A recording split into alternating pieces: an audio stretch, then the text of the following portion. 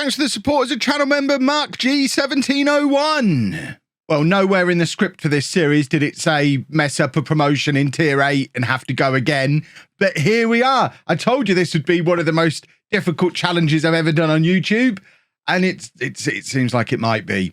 We go again. Transfer window o'clock. Hopefully we can keep the best bits of last season's squad. And, I mean, let's face it, if we go with the same squad again, as long as Charlotte aren't there, we should be okay.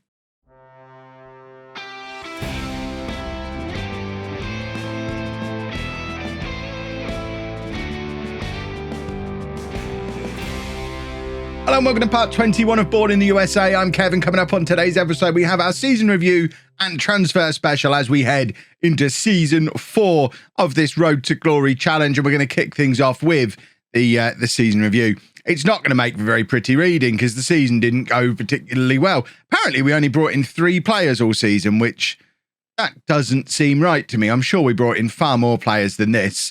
But apparently signing of the season goes to Pedro Goncalves, who played 48 times versus the other 2, who apparently the only 2 other signings we made didn't really feature as much as we would have hoped. We only got a D for the signing of Goncalves, though, mainly due to giving the player a wage that is too high for his place in the squad. He earns £70 a week, and he's been a nailed-on starter all season. There seems to be a logic disconnect there. How much are they expecting us to pay?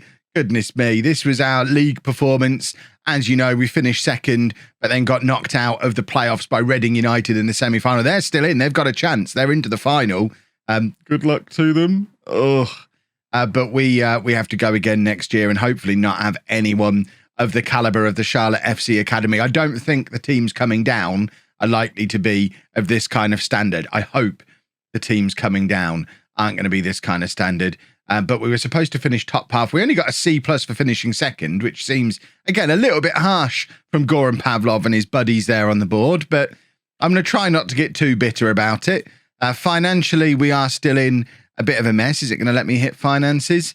We know what caused the mess now. We're not going to be sending anybody on language courses anymore, but the damage has been done twice because I am a slow learner, apparently. We did manage to bring in the same amount of sponsorship money as we did the previous year. Still no broadcast revenue, though, and these other bits and pieces. I mean, to be fair, competition prize money, that cup run made a big difference. We made £75 in prize money the previous year. Last year, 24,000. If we can have some cup runs like that again, that'll be handy, and we're there or thereabouts for corporate and hospitality, match day revenue, all that kind of stuff, but apparently still not selling any shirts. This is our team of the year. Kotyarov in goal, a back four of Logan, Hall, Nice and Garlic, Briones and Goncalves in midfield, Williams and Huyan out wide, Hernandez and Stone as our front 2. I mean, that is it. That is the team that I would pick if given the opportunity. You can see we're certainly full of goals. Huyan, 53 appearances, 24 assists, 22 goals on a 7.3. Logan and Garlic with 27 assists between them is pretty impressive stuff as well. Williams from the other wing has not been quite as productive as any of the other of the front 4. That's maybe an area to look at. Williams can actually play central midfield where we don't look like we've been that great average rating wise. Jackson, 52 starts, 23 assists, 58 goals on a 7.79. And Stone, 38 starts, 17 assists, 18 goals on a 7.16. Certainly attack is not the problem. To be fair, nowhere is the problem. We don't have a problem. We just came up against a stupendous team this year in the shape of the Charlotte FC Academy. That team and that performance would have been enough to win promotion any other year. I'm convinced of it.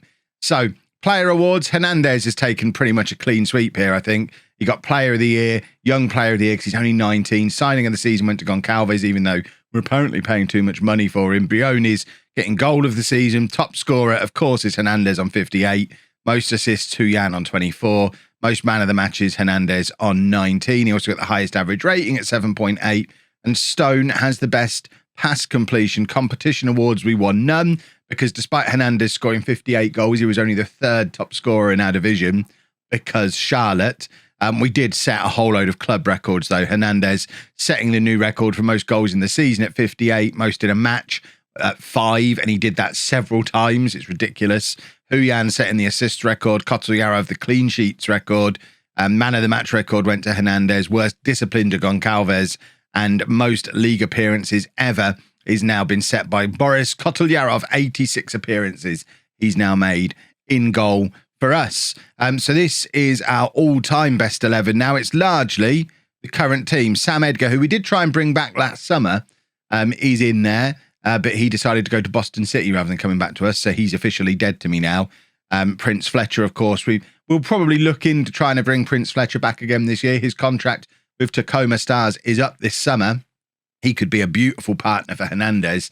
They would tear this league up together. So we'll keep an eye on Prince Fletcher and hopefully try and bring him back in. But otherwise, it's going to be a fairly low-key summer, I think. The board are looking for me to repair the club's financial damage and get into the playoffs again. I think we can probably not do much about the club's financial damage, but we should be looking for automatic promotion. So that's my version of that plan. If we get promoted, the financial damage isn't a big deal. We'll just go into administration again. It didn't do us any harm last time. We'll talk to the team about getting in the playoffs again. They seem happy enough about that. So we'll leave that meeting. New season team report, we don't need to worry too much about. And then we look at the finances and realise that we don't really have much to play with. We're over our wage budget already because of contract renewals that took place during the season. Our balance, although in the red, is actually better than it's been for a little while, but still doesn't really give us much in the way of wiggle room. If we look at the actual squad, it is a very small squad of actually contracted players. A lot of these are youth players. So if we get the youth players on their £25 a week out of the way, you can see that our first team squad is only actually, 19 actual contracted players. Now, there's going to be some of these who are out of contract this summer, he says. There's only one, Hernandez. So realistically, we're going to have to move some of these on in order to be able to bring anybody else in on permanent contracts. But I don't know that we necessarily need a lot. I think, like I say, I think we're good. Prince Fletcher would be a great signing if we could bring him in. A little bit more strength in depth here and there would be handy, but we need the money to be able to do it. And because we didn't get promoted, the money might not be available. So we might just have to have a season of making do, knowing that this squad is likely going to be good enough to win promotion again, or to win promotion, not again, next year. If we just have a look through some of the other leagues just to see how likely it is that we're going to be totally dominated next year. So the teams coming down, there's 5 teams getting relegated. Then they're going to be split across the 4 leagues. So we don't know which ones of these we're likely to get. There's 2 of the academy sides, but they're not the dominant academy sides. The dominant academy sides, I mean, Columbus, you can see they're going straight up. The Maryland Bobcats, they won our league last year and have now dominated the league above. So there's a few teams that are clearly just charging up through these leagues as it settles down into what it's going to be long term after the shuffle. But I'm hoping we're not going to have anyone absolutely dominate it this year like we did the year before. The Northern Premier League this time around had Connecticut. We, of course, had the Charlotte FC Academy. If we look at the Southern Premier League, they had Charlotte too. I mean, what is it with these Charlotte teams? Plus Charleston and Georgia. I mean, you've got to feel bad for Charleston, Georgia. There's another Charlotte Academy. So there's a Charlotte Academy, a Charlotte FC Academy, and a Charlotte too, and they're all brilliant. There's a lot of teams there that hopefully they don't get rebalanced into our league because they look like they're pretty decent. And then the Austin FC Academy dominated that one. Phoenix Academy doing pretty well as well. So there's still some good teams that are going to be making their way up. I just hope we don't cross paths with too many of them. I assume we're going to stay in the Central Premier League, but it's all up for change. We will find out in due course. There's, like I said, there's nothing I can really... Oh, here you go. Oh, now that changes everything. Goran Pavlov's lost his mind and given me an increased wage budget. All of a sudden, transfers run. I was just about to tell you I was going to sit here twiddling my thumbs, waiting to see if something happened. Now we've got room to probably bring in 8, 9 players better than what we've got now. And all of a sudden, this summer takes on a little bit more importance. Kev's going shopping, boys and girls. Well, so far, this has been just about the most reserved shopping spree I've ever been on. There's been a few players come in. We officially came in at the end of last season. Carlos Flores was already arranged. I don't know when I arranged it. Kind of wish I hadn't because he's not any good, but he's in. We signed Mario Maldonado, who's an 18-year-old centre-back or left-back who has come in from Greater Lowell United on almost no money. We're only paying him £25 a week. He looks like one for the future. Whether or not he's going to be good enough to go into the team straight away is... we'll see. Oliver Moore, similar kind of thing, really. These are the kind of players we can afford. players who might end up any good. Oliver Moore's a central midfield player. I've made the terrible mistake of sending him on a language course without even thinking. So, yes, he was a free transfer, but he's actually cost us about £25,000. Midfielder-wise, he's equal on 2 stars with everyone else who's any good at the club, plus has the potential as well. I mean, according to that, Flores is the best midfielder that we've got. So central midfield is just a weak area, made to look more weak because of Hernandez and Huyan just ruining the star ratings for the rest of the team. I don't think we have a whole bunch of what you would typically call 2-star players in midfield. And then Ian Spink is a 19-year-old striker or right winger, 2.5-star current ability, 3-star potential, going to provide some decent competition for Hernandez and Stone. We did try and get Prince Fletcher, but he signed a contract extension with, I forget where he is, Tacoma. I want to say Tacoma. So we couldn't sign him permanently. We tried to sign him on loan. They agreed, but once again, he turned us down. Prince Fletcher does not want to come home, but Ian Spink has scored an okay number of goals in the last few years. As a young teenager, remembering, is another one originating from good old Seacoast United. Nobody's left yet, apart from Richie King going out on loan to Seacoast United, the proper one for the season, which is weird because Seacoast United are at the same level we're at. They're a decent side and they've taken one of our youngsters on loan. I can't fully keep up with what all this is about. The leagues are still so desperately unbalanced, as shown by the look of the Central Premier League now. We're still considered 5th favourites like we were last year. None of the relegated teams have ended up in our league, so they've been distributed across other leagues, and we've actually ended up with 5 newly promoted sides. And Rhode Island look like they're a bit good. I hope we're not going to have the similar thing that we had with Charlotte last season, but they finished 4th in the Atlantic National League first season, then 3rd, and then went up last year. So it's taken them 3 years to get out of the Atlantic National League. It only took us 1 year to get through that league. So based on that alone, I would like to think we're the better side. Chattanooga were at our level last year, and we finished above them. They finished 9th last year. New Amsterdam were in the Northern Premier League last year and finished 4th. I think we've got a good chance this year. We haven't got one team completely dominating the Dream 11 like we had before. We still don't have anyone in the Dream 11, which is a little bit of a surprise. But I think this is going to be our season. I think we go up this year. We've got a little bit of money left.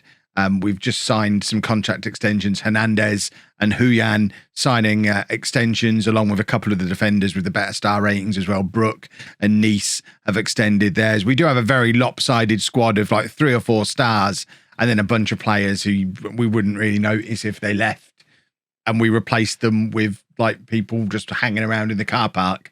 But I guess that's non-league, boys and girls. If we can find another 2 or 3 stars of the standard of Hernandez or Huyan, then we'll romp the league without any worries. But transfers are so hit and miss. I have absolutely no idea if we're going to do it or not. Let's find out. Well, it seems that despite having a little bit of a reputation boost in the summer, we've still got the problem we've had for a few years now, where we don't really have the reputation or the money to be able to compete for players. You can see we brought quite a few trialists in, and I quite fancied signing all of these. But if we go through them, okay, I didn't want him. I wanted this guy. Why did he not sign for? Hold on. Let me find an example. Here you go. Ryan Nicholson went to Mass United. They're not even paying him. We offered him a real contract. Miguel Gomez, we offered him money on a real contract. He's gone there. Skanga, we offered him money, but he's gone somewhere else for no money. Sam Edgar, we didn't really want him back. Turnbull, we wanted him, but he's gone to play for the brilliantly named Kalamazoo for no money. I mean, I guess we could just go back in for these players. He's actually gone somewhere on some money. We could go back in for him because they've signed non-contracts, but how can I take a man away from a Kalamazoo? I can't bring myself to do it. We have been able to make a couple of signings though. If we have a little look back over here, we've got a guy called David Miller who's going to be a backup goalkeeper for us. I thought he was going to be better than he is. He's another one off of the Seacoast United production line, but he's not any good, so we don't need to worry too much about him. But we did sign a better goalkeeper.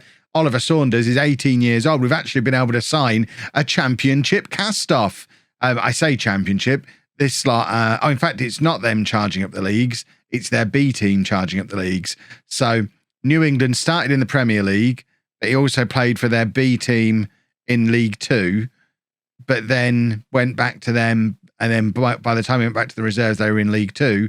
And then the first team are now in the Championship. So I imagine that reserve team are now stuck banging their head trying to get out of League One, and they'll never be able to because the first team is in the Championship. Never mind. The key is we got a player who's released from a Championship club, a former Premier League club, and we've been able to sign him. We've never been able to do that before. A sign of the times. We've also managed to bring someone in from England. If the story around how he got his name is not his dad went down to the registry office, was asked what his name was, and he went, God knows, then I'm devastated and I've wasted everybody's time bringing him in. Other than the fact that he's a better midfielder than anyone else we've got at the club. And he was playing for Witten in England last year. No idea how or why he came up in my recruitment meeting. He definitely didn't come up on a scout report because we're not scouting England where he was based before. But he came up in my recruitment meeting. We offered him a trial. He's flown all the way over to Massachusetts from Witten for his trial. And we've gone, I mean, God knows, 120 quid a week. We can't relocate you, but 120 quid a week. I'll have it. And he's here. God knows Makopa is a Bourne player. We are slowly but surely using up the spensies that we had. There's plenty left, but it's just finding the right player. But we are gradually plugging gaps we had in the squad. Saunders is a much better upgrade in goal than what we had before. Makopa comes in as our best midfield player. So we just need a couple more like that who are going to come in and be the best in their role. If we could find a left winger, if we could find a right back, another central midfielder, they'd be nice. But we really are limited according to what we can bring in and what no one else wants. Because it seems that if any other clubs want a player, we don't have a chance of getting that player. We have to kind of feed off the scraps that nobody else wants. It's not doing disastrously so far. A few more new boys in. Mario Sanchez is in as a new striker and wide option. He's 18 years old, 3-star current ability, 5-star potential ability, an actual different kind of striker. We've got a little quick one to go alongside our big lumps that we've got throughout the rest of the squad. Was playing in the Southern National League last year, got 11 goals on loan at Carolina from Boston. He'll score more goals than that for us this year. I've got high hopes for Mario Sanchez. Jesus Munoz is a new right back / centre back who's really just in for his potential. 1-star current ability, 4.5-star potential ability. He's in for the season. He probably won't play. If he does, lovely stuff. And then Travis Sullivan is an 18-year-old Australian centre-back who can also play left-back. 6'3", love a 6'3" centre-back around these parts. 3.5-star current ability, 5-star potential. He was another one who was playing for New England last year. We are raiding New England as much as we can, and we've got 2 of their discards in, and they've both come in as superstars for us.